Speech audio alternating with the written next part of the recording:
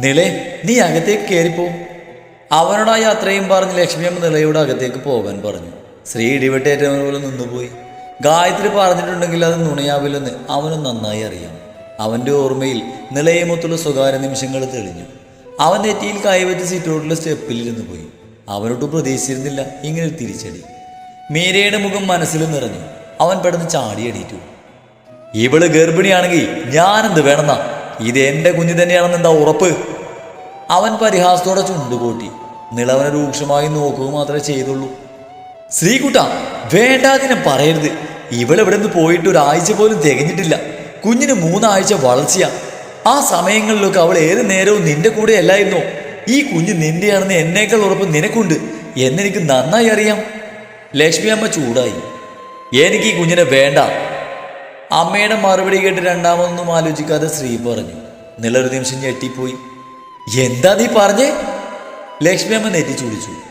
എനിക്ക് ഈ കുഞ്ഞിനെ വേണ്ടെന്ന്, അതിനെ അംഗീകരിക്കാനോ വളർത്താനോ എനിക്ക് പറ്റില്ലെന്ന് അവൻ പറഞ്ഞു.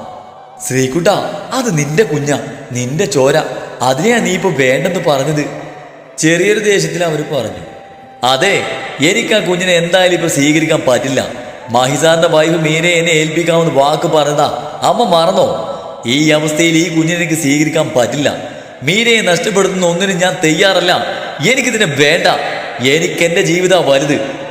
ശ്രീ തീർത്തു പറഞ്ഞു. പറ്റില്ല. നിനക്ക് വേണ്ടെങ്കിൽ എനിക്ക് വേണം അതിനെ. എന്റെ പേരക്കുട്ടി എനിക്ക് തള്ളിക്കളിയാൻ പറ്റില്ലല്ലോ. ലക്ഷ്മിയമ്മ അവനെ തുറച്ചു നോക്കി. അമ്മ ഇത് എന്ത് ഭാവിച്ചാ? ശ്രീക്ക് കാലി കയറി. എന്ത് ഭാവിച്ചാണെന്ന് ഞാൻ പറഞ്ഞു കഴിഞ്ഞല്ലോ. ഇവൾ ഇവിടെ ഉണ്ടാകും. എന്റെ പേരക്കുട്ടി ഈ വീട്ടിൽ തന്നെ ജനിക്കും, ഇവിടെ തന്നെ വളരുകയും ചെയ്യും. അതിന് നിനക്ക് ഇഷ്ടമായാലും ഇല്ലെങ്കിലും. ലക്ഷ്മിയമ്മ അതും പറഞ്ഞ ഒരു തർക്കത്തിന് നിൽക്കാതെ മുറിയിലേക്ക് കയറിപ്പോയി. അമ്മേ, അവൻ അലറി. അത് കേട്ട ഭാവമില്ലാതെ ലക്ഷ്മിയമ്മ മുറിയിൽ കയറി ഡോറടച്ചു. അതോടവൻ കലിയോടെ നിലക്കുന്നേരെ തിരിഞ്ഞു. അവൾ അവന് കുഞ്ഞിന് വേണ്ടെന്ന് പറഞ്ഞ ഞെട്ടലിലാണ്. തന്നോട് സ്നേഹം തോന്നിയില്ലെങ്കിലും കുഞ്ഞിനോടുള്ള കെയറിങ്ങെങ്കിലും ഉണ്ടാവുമെന്ന് കരുതിയാണ് അവൾ. ആ പ്രതീക്ഷ തെറ്റിയതിന് നിരാശ അവൾക്ക് ആവോളം ഉണ്ടായിരുന്നു. ഈ കുഞ്ഞിനെ വെച്ച് എൻ്റെ അമ്മയുടെ മനസ്സ് മാറ്റിയതുപോലെ എൻ്റെ മനസ്സിൽ കയറാൻ പറ്റാമെന്ന് നീ സ്വപ്നത്തെ പോലും കരുതണ്ടടി. നിന്റെ വയറ്റിൽ വളരുന്ന ഈ കുഞ്ഞ് എന്റെയാണെങ്കിലും അത് നിന്റെ വയറ്റിൽ കുരുത്തൽ ഒറ്റ കാരണം കൊണ്ട് അതിപ്പോ എൻ്റെ ശത്രുപക്ഷത്താ. അതിനെ ഞാൻ സ്നേഹിക്കുമെന്നോ അതിനുവേണ്ടി നിന്നോട് ക്ഷമിക്കുമെന്നോ എന്നൊന്നും വ്യാമോഹിക്കണ്ട. അത് നടക്കില്ല. നിനക്ക് ആലോചിക്കാൻ ഇനിയും സമയമുണ്ട്. 3 ആഴ്ചയിലേ ആയുള്ളൂ. അബോർഷൻ ഇനിയും നടക്കും. ഇവിടെ ഇങ്ങനെ കടിച്ചു തൂങ്ങാനാണ് ഭാവെങ്കില് നീ കരയേണ്ടി വരും. മുമ്പത്തെ പോലെയല്ല. എനിക്ക് നിന്നെ കാണുന്നതേ വെറുപ്പാ. മറ്റൊരുത്തിയെ വിവാഹം കഴിക്കാൻ ആഗ്രഹിച്ച് നടക്കുന്നവനാ. ആ ആഗ്രഹത്തിന് നീ ഒരു തടസ്സമായ നീ അനുഭവിക്കേണ്ടി വരും. നന്നായിട്ട് ആലോചിക്ക്. ശ്രീ ഭീഷണി പോലെ പറഞ്ഞു. നിളവനെ തുറച്ചു നോക്കുകയാണ്. ഇതിനെ ഇല്ലാതാക്കി എന്നെ ഒഴിവാക്കാമെന്ന് നിങ്ങൾ കരുതണ്ട. ഞാൻ ഇവിടെ തന്നെ ഉണ്ടാവും, ഇനി എന്തൊക്കെ സംഭവിച്ചാലും. അവളും വാശി പോലെ പറഞ്ഞു. എങ്കിൽ ഇതുവരെ കണ്ട ശ്രീരാഗിനി ആയിരിക്കില്ല ഇനി മുതൽ നീ കാണാൻ പോകുന്നത്. നോക്കിക്കോ. ശ്രീ അവളുടെ കൈ പിടിച്ച് പിന്നിലേക്ക് തിരിച്ചു. നീ അനുഭവിക്കുന്നിളേ, ഒന്നുകൂടി ആലോചിക്ക്. അവളുടെ കൈ പിടിച്ച് തിരിച്ചുകൊണ്ട് അവൻ പറഞ്ഞു. നിലക്ക് നന്നായി നൊന്തു. ആ നോവിൽ അവൾ അവനെ നെഞ്ചിൽ പിടിച്ച് പിന്നിലേക്ക് തള്ളിക്കൊണ്ട് കൈയൊന്നൊഴിഞ്ഞു. എനിക്കിനി ആലോചിക്കാനൊന്നുമില്ല. ശ്രീരാഗ് സുന്ദറിന്റെ ഈ കുഞ്ഞിനെ ഞാൻ പ്രസവിക്കുന്നതിനെ ചെയ്യും. അങ്ങനെ ഇപ്പോൾ ഒരുത്തിക്ക് നിങ്ങളെ വിട്ടുകൊടുക്കാൻ വയ്യ എനിക്ക്. അതും പറഞ്ഞവൾ മുറിയിൽ കയറി ഡോറടച്ചു. ശ്രീദേശത്തിൽ ഭിത്തിയിൽ ആഞ്ഞടിച്ചു. കൈയൊന്ന് കുടഞ്ഞ് പല്ല് കടിച്ചുകൊണ്ട് അവൻ സ്റ്റെയർ കയറി മുറിയിലേക്ക് നടന്നു. ലക്ഷ്മിയമ്മ പറഞ്ഞതുപോലെ മേശപ്പുറത്ത് തന്നെ നിലയിലെ റിപ്പോർട്ട്സ് ഇരിക്കുന്നത് കണ്ടു. അത് കണ്ടതും അവനത് പീസായി കീറി നിലത്തേക്ക് എറിഞ്ഞു. മുടി വലിച്ച് പിടിച്ചുകൊണ്ട് അവൻ അലറി. സർവ്വം നഷ്ടമായവനെ പോലെ അവൻ നിലത്ത് മുട്ടുകുത്തിയിരുന്നു. മീരയുടെ പുഞ്ചിരിക്കുന്ന മുഖം ഓർമ്മയിൽ തെളിഞ്ഞു. അവന് ദേഷ്യവും നിരാശയൊക്കെ തോന്നി. നിളയൊരു അമ്മയാവാൻ പോകുന്നു എന്നറിഞ്ഞാൽ പിന്നെ ഒരിക്കലും മീര തൻ്റെ ജീവിതത്തിലേക്ക് വരാൻ കൂട്ടാക്കില്ല. അതവന് വളരെ നന്നായി അറിയാമായിരുന്നു. പക്ഷെ വിട്ടുകൊടുക്കാൻ അവൻ തയ്യാറല്ല. മീരയെ നഷ്ടപ്പെടുത്തുക എന്നത് ചിന്തിക്കുന്നത് പോലും അസാധ്യമാണ് അവനിപ്പോൾ. ഒത്തിരിയൊന്നും അവന് ചിന്തിക്കേണ്ടി വന്നില്ല. എന്തിന്? അവന് ചിന്തിക്കേണ്ട ആവശ്യം പോലും വന്നില്ല നിളയെ തഴഞ്ഞ് മീരയെ സ്വീകരിക്കാൻ. നിനക്ക് ശ്രീരാഗിന്റെ കുഞ്ഞിനെ പ്രസവിക്കണമല്ലേ? എൻ്റെ കുഞ്ഞിൻ്റെ അമ്മയാവണമല്ലേ? സമ്മതിക്കില്ലടി. എനിക്കറിയാം നിന്നെ എങ്ങനെ ഇവിടുന്ന് ഓടിക്കണമെന്ന്. അവൻ നിലത്തിരുന്ന് പുലുമ്പി. അന്നേരം നിളയെ തുരത്തുന്നത് മുതൽ കുഞ്ഞിനെ ഇല്ലാതാക്കിയാൽ എന്നുവരെയുള്ള ചിന്തകൾ പോലും അവൻ്റെ മനസ്സിൽ വന്നുപോയി. ഒന്നവൻ തീരുമാനിച്ചിരുന്നു, നിളയെ ആ വീട്ടിൽ സ്വസ്ഥത എന്തെന്ന് അറിയിക്കില്ലെന്ന്. എന്നാൽ അതേസമയം താഴത്തെ മുറിയിൽ പതിയെ എല്ലാം ശരിയാകുമെന്ന ആശ്വാസത്തിലായിരുന്നു നിള. നല്ല ക്ഷീണം തോന്നിയത് കൊണ്ട് അവളൊന്ന് കുളിക്കാൻ കയറി. രാവിലെ കുളിയും നനയോ ഒന്നുമില്ലാതെയാണ് ഇറങ്ങി ഓടിയത്. കുളിച്ചിറങ്ങിയപ്പോഴാണ് അമ്മയോട് ഇങ്ങോട്ട് വന്ന വിവരം പറഞ്ഞില്ലെന്ന് ഓർത്തത്. അപ്പോൾ തന്നെ നില ഫോണെടുത്ത് അമ്മയെ വിളിച്ചു. പക്ഷെ അറ്റൻഡ് ചെയ്തില്ല. അതുകൊണ്ട് അവളൊരു മെസ്സേജ് ഇട്ടുകൊണ്ട് ബെഡിലേക്ക് കയറി കിടന്നു. മണിക്കൂറുകൾ അങ്ങനെ കടന്നുപോയി. അതിനിടയിൽ അവൾ നല്ലൊരു ഉറക്കത്തിലേക്ക് വീണു. ലക്ഷ്മിയമ്മ വന്ന് വാതിൽ മുട്ടിയപ്പോഴാണ് അവൾ മടിയോടെ എണീറ്റ് ഡോറ് തുറന്നത്. ഇങ്ങനെ ഏത് നേരവും ഇതിനകത്ത് കയറിയിരിക്കാതെ പുറത്തേക്ക് ഇറങ്ങ്. നീ ഒന്നും കഴിച്ചു കാണില്ലല്ലോ. വാ, ഞാൻ ഫുഡ് എടുത്തു തരാം. ലക്ഷ്മിയമ്മ ഗൗരവം വിടാതെ പറഞ്ഞു. എനിക്ക് റൂമിൽ തന്നാൽ മതി. പിന്നെ എനിക്ക് കഴിക്കാൻ കഞ്ഞി മതി. അച്ചാറും പപ്പടം കൂടി വേണം. ഇവിടെ ടേബിളിൽ കൊണ്ടുവന്ന് വെച്ചാൽ മതി. ഞാനെടുത്ത് കഴിച്ചോളാം. പിന്നെ ഒരു ഓറഞ്ച് ജ്യൂസ് കൂടി എടുത്തോ. മറക്കണ്ട, വല്ലാത്ത ക്ഷീണം. അവൾ അലസമായി പറഞ്ഞുകൊണ്ട് ബെഡിലേക്ക് വീണു. വീണ്ടും കിടന്നുറങ്ങാൻ ഒരുങ്ങുന്നവളെ ലക്ഷ്മിയമ്മ ദേഷിച്ചൊന്ന് നോക്കി. നിലേ, നിന്റെ അടിമപ്പണി ചെയ്യുന്നതല്ല എൻ്റെ ജോലി.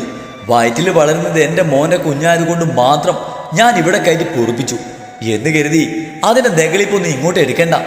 നിനക്ക് ഇപ്പം കഴിക്കാൻ വേണമെങ്കിൽ കിച്ചണിലോട്ട് വാ. ഈ ഒരു ഒറ്റ തവണത്തേക്ക് മാത്രം ഞാൻ എടുത്ത് തരും. ഇനി മുതൽ നിനക്ക് വേണ്ടത് എന്താന്ന് വെച്ചാൽ നീ തന്നെ അങ്ങ് ഉണ്ടാക്കി കഴിച്ചാൽ മതി. നീ ഇവിടുത്തെ കൊച്ചമ്മയോ ഞാൻ നിന്റെ ജോലിക്കാരിയോ അല്ല. അത് നോർത്താ നന്ന്.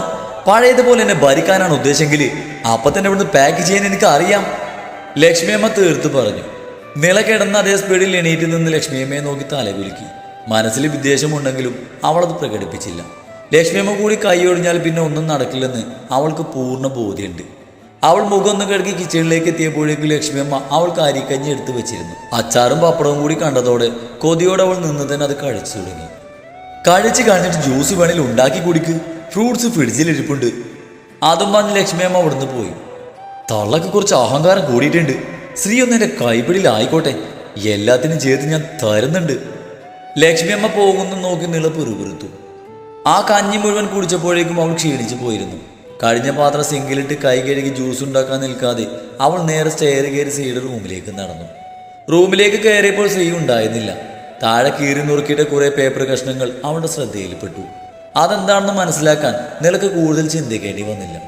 ആ റൂം മൊത്തം ഒന്ന് കണ്ണോടിച്ചു.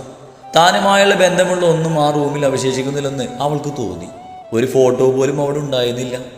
വെറുതെ ഒന്ന് കബോർഡ് തുറന്നു നോക്കി അവളൊന്ന് ഞെട്ടി.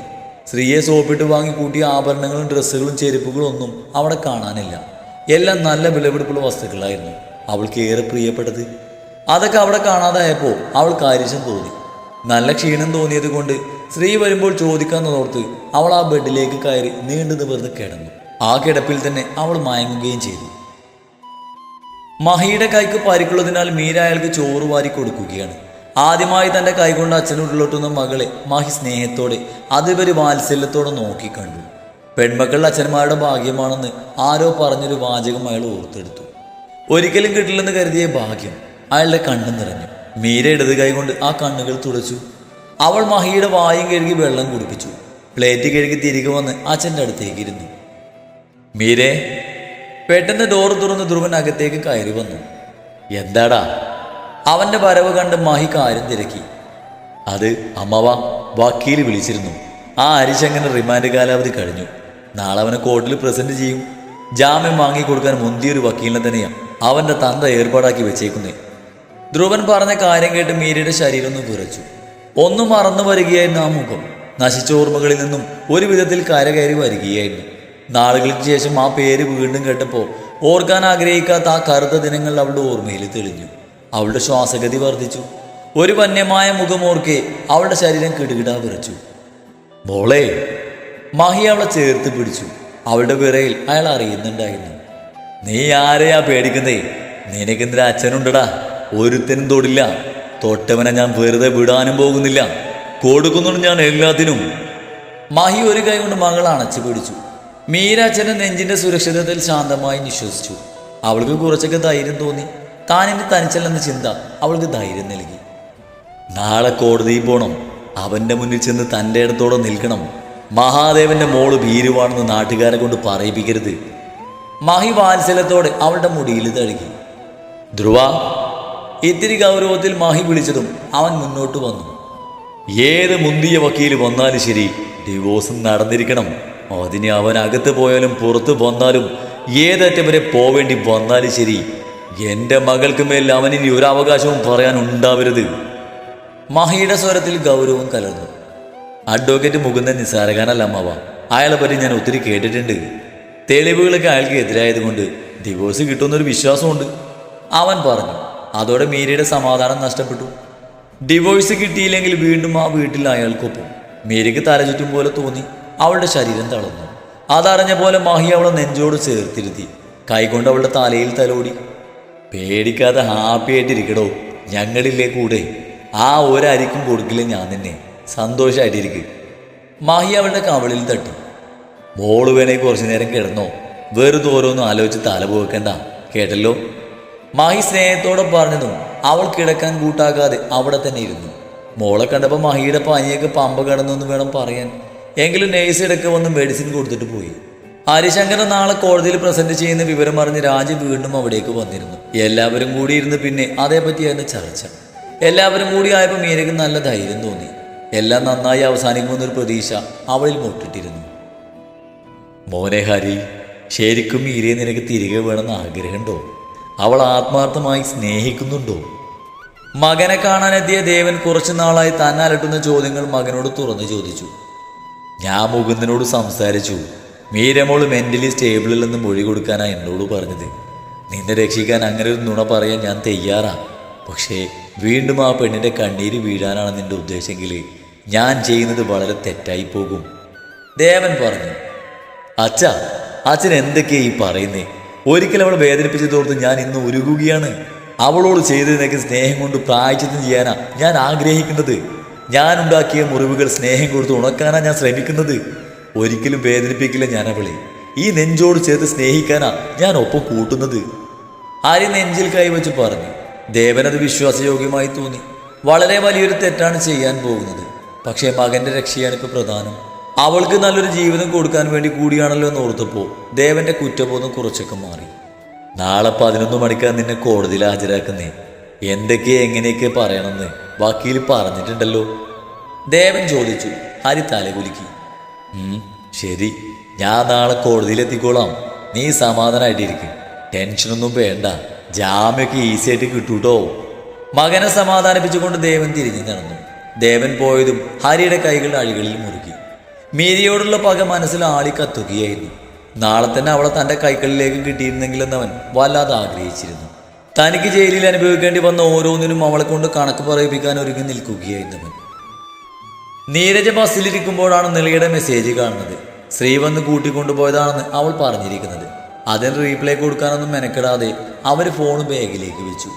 നരേന്ദ്രൻ ജാമ്യം കൊടുന്ന് ഒരുപാട് പ്രതീക്ഷിച്ച് പോയത് കൊണ്ട് തന്നെ അത് കിട്ടാതെ വന്നപ്പോൾ നീരജയ്ക്ക് നല്ല വിഷമം തോന്നി.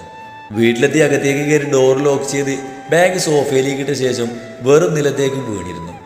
കണ്ണിൽ നിന്നും കണ്ണുനീര് തുടരെ ഒഴുകിയിറങ്ങി. മഹിയോട് തീർത്താൽ തീരാത്ത പക തോന്നിയവർക്ക്. കുറെ നേരം ആ ഇരിപ്പ് തുറന്നു. ശേഷം മുഖമൊക്കെ കഴുകി വേഷം മാറി സോഫയിൽ വന്നിരുന്നു. ആ വീട്ടിൽ തനിച്ചായപ്പോൾ നീരജയ്ക്ക് വല്ലാത്തൊരു ഒറ്റപ്പെടലും സങ്കടമൊക്കെ തോന്നി. ഒന്ന് വെച്ചുണ്ടാക്കാനോ കഴിക്കാനോ ഒന്നും തോന്നിയില്ല. സോഫയിൽ ചാരി അങ്ങനെ ഇരിക്കുമ്പോഴാണ് ഫോൺ റിങ് ചെയ്യുന്നത്. നീരജ ഫോൺ അറ്റൻഡ് ചെയ്ത് ചെവിയോട് ചേർത്തു. ഹലോ, മിസ്സിസ് നീരജ നരേന്ദ്രൻ അല്ലേ? പരിചിതമായ ശബ്ദം. അതെ, മുഖം തുടച്ചുകൊണ്ട് നീരജ പറഞ്ഞു. ഞാൻ അഡ്വക്കേറ്റ് മുകുന്ദനാണ് സംസാരിക്കുന്നത്. ഞാൻ വിളിച്ചത് എന്താണെന്ന് വെച്ചാൽ ഹരിശങ്കറിന് റിമാൻഡ് കാലാവധി കഴിഞ്ഞു. നാളെ അയാളെ കോർട്ടിൽ പ്രസന്റ് ചെയ്യും. നാളെ രാവിലെ കൃത്യം 11 മണിക്ക് തന്നെ നിങ്ങളും എത്തണം. നരേന്ദ്രനെ ഞാൻ കോണ്ടാക്ട് ചെയ്യാൻ ശ്രമിച്ചു, പക്ഷെ കിട്ടിയില്ല. അതിന് നീരജ ഒന്ന് മൂളുക മാത്രമേ ചെയ്തുള്ളൂ. മുകുന്ദൻ കോടതിയിൽ പറയേണ്ടതൊക്കെ നീരജയെ പറഞ്ഞു പഠിപ്പിച്ചിട്ടാണ് ഫോണ് വെച്ചത്. നരേന്ദ്രനെ കുറിച്ച് ഓർത്ത് ഒരു സമാധാനം ഇല്ലാതിരിക്കുമ്പോഴാണ് അടുത്ത കേസ്. നാളെ പോകണോ വേണ്ടെന്ന് പോലും നീരജ ചിന്തിച്ചു പോയി. ശ്രീ ഒത്തിരി വൈകിയാണ് വീട്ടിലേക്ക് വന്നത്. നിലയോടുള്ള ദേഷ്യത്തിൽ ഇറങ്ങിപ്പോയി അവൻ തിരിച്ചു വന്നത് അല്പം മദ്യപിച്ചിട്ടാണ്. ഫുൾ ഫിറ്റിലല്ലെങ്കിലും അവൻ അത്യാവശ്യം ഫിറ്റായിരുന്നു. ലക്ഷ്മി അമ്മയാണ് ഡോർ തുറന്നു കൊടുത്തത്. അവൻ ആ കോലത്തിൽ കണ്ട് ദേഷ്യം തോന്നിയെങ്കിലും ലക്ഷ്മി അമ്മ ഒന്നും ചോദിക്കാനോ പറയാനോ മുതിർന്നില്ല. അവൻ അകത്തേക്ക് കയറിയത് ഡോർ ലോക്ക് ചെയ്ത് കിച്ചണിലേക്ക് പോയി. അവനും അമ്മയോടൊന്നും പറയാൻ പോയില്ല. അമ്മയെ കാണാത്ത ഭാവത്തിൽ മുറിയിലേക്ക് പോയി. മുറിയിൽ കയറി അവൻ്റെ നിയന്ത്രണം നഷ്ടപ്പെട്ടു. തൻ്റെ ബെഡിൽ കിടന്നിറങ്ങുന്ന നിള തൻ്റെ സ്വസ്ഥത കളഞ്ഞവള് അവന് കാലി കയറി. ഡേയ്, അവൻ അരിശത്തോടെ വിളിച്ചു. പക്ഷേ നിദ്രസുഖത്തിൽ അവളത് അറിഞ്ഞില്ല. ദേഷ്യം വന്നവൻ ജഗിലിരുന്ന് വെള്ളമെടുത്ത് കൃത്യമായി അവളുടെ മുഖത്തേക്ക് തന്നെ കമഴ്ത്തി. നിള ഞെട്ടിപ്പോയി. ഉടനടി അവൾ പിടഞ്ഞെഴുന്നേറ്റു. ചുവന്ന കണ്ണുകളുമായി തന്നെ നോക്കുന്ന സ്ത്രീയെ കണ്ട് അവൾ ആദ്യം ഒന്ന് പായുന്നു. നിങ്ങൾ എന്തേ ഈ കാണിച്ചത്? അവൾ ബെഡിൽ നിന്ന് ഇറങ്ങി മുഖത്തെയും ഡ്രസ്സിലെയും വെള്ളം തട്ടിത്തെറിപ്പിച്ചുകൊണ്ട് അവനോട് ചൂടായി. ആരോട് ചോദിച്ചിട്ടാടി എന്റെ റൂമിൽ കയറിയേ?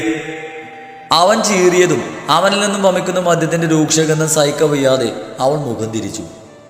ഇത് എനിക്ക് കൂടി അവകാശപ്പെട്ട മുറിയാ, അതിന് ആരോടും ചോദിക്കേണ്ട ആവശ്യം എനിക്കില്ല, അവൾ അരിശത്തോടെ പറഞ്ഞു.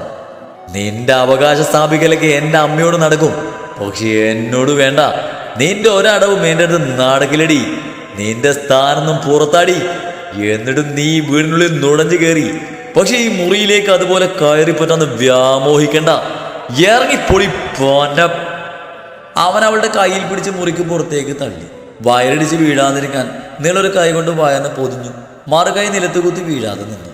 ആ സമയം കൊണ്ട് ശ്രീ വാതിൽ വലിച്ചടിച്ചിരുന്നു. നിളക്ക് ദേഷ്യം തോന്നി. ഒരു കുഞ്ഞു ജീവൻ തൻ്റെ വയറ്റിലുണ്ടെന്ന് പരിഗണന പോലും അവൻ കാണിക്കാത്തതിൽ. ഇനി അവിടെ നിന്നിട്ട് കാര്യമില്ലെന്ന് മനസ്സിലായത് കൊണ്ടാവാം അവൾ വാതിലിൽ മുട്ടാൻ നിൽക്കാതെ താഴേക്ക് നടന്നു. ഒരു മൽപ്പിടുത്തത്തിനുള്ള ആരോഗ്യം അവൾക്കുണ്ടായിരുന്നില്ല.